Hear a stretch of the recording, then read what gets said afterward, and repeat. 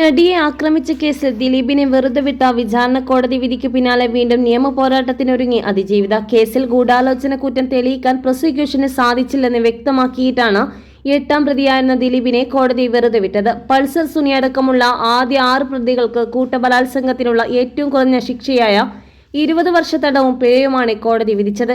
അതേസമയം കേസിലെ നിർണായകമായ പല തെളിവുകളും കോടതി പരിഗണിച്ചില്ല എന്നാണ് പ്രോസിക്യൂഷൻ ആരോപിക്കുന്നത്. 7,000 രൂപ വെച്ച് തുടങ്ങി ഇപ്പോൾ കോടികളുടെ ബിസിനസ്, 4,000 സ്ക്വയർ ഫീറ്റിൽ കൂറ്റൻ വീട്, മീതുമുറിയുടെ ജീവിതം. നടിയെ ആക്രമിച്ച കേസിലെ ഏറ്റവും നിർണായകമായ തെളിവാണ് പ്രതികൾ ആക്രമണ ദൃശ്യങ്ങൾ പകർത്തി സൂക്ഷിച്ച മെമ്മറി കാർഡ്. ഈ മെമ്മറി കാർഡ് കോടതിയുടെ കസ്റ്റഡിയിലിരിക്കെ അനധികൃതമായി തുറന്നതായി കണ്ടെത്തിയിരുന്നു. എന്നാൽ ഇക്കാര്യത്തിൽ നടപടികളൊന്നും ഇല്ലാത്തതിനെതിരെയാണ് അതിജീവിത കോടതിയെ സമീപിക്കാനൊരുങ്ങിയത്.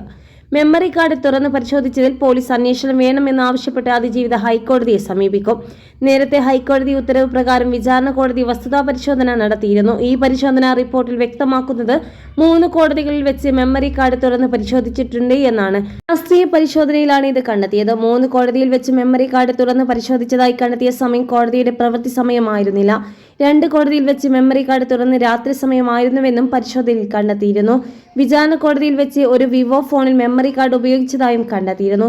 മഞ്ജു കാണിച്ച അടുപ്പം ആ 2 സംവിധായകർ തെറ്റിദ്ധരിച്ചു. ആറാട്ടണ്ണൻ പോലും മുട്ടുമടക്കിയ പ്രണയം. ആലപ്പി അഷ്റഫ്. എന്നാൽ ഈ വസ്തുതാ റിപ്പോർട്ടിൽ തുടർ നടപടികളൊന്നും ഉണ്ടായില്ല. മാത്രവുമല്ല, വിചാരണ കോടതി ജഡ്ജി അന്വേഷണ റിപ്പോർട്ടിന്റെ പകർപ്പ് അതിജീവിതയ്ക്ക് നൽകാത്തതും വിവാദമായിരുന്നു. തുടർന്ന് അതിജീവിത ഹൈക്കോടതിയെ സമീപിച്ചാണ് അന്വേഷണ റിപ്പോർട്ട് നേടിയെടുത്തത്. മാത്രവുമല്ല, ഈ വിഷയത്തിൽ അന്വേഷണം ആവശ്യപ്പെട്ട് രാഷ്ട്രപതിക്കടക്കം അതിജീവിത പരാതി നൽകിയിരുന്നു.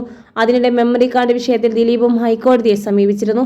മെമ്മറി കാർഡ് തുറന്ന് പരിശോധിച്ചാൽ അന്വേഷണം തടയണമെന്ന് ദിലീപിന്റെ ഹർജി പക്ഷേ കോടതി തള്ളിക്കളയുകയായിരുന്നു.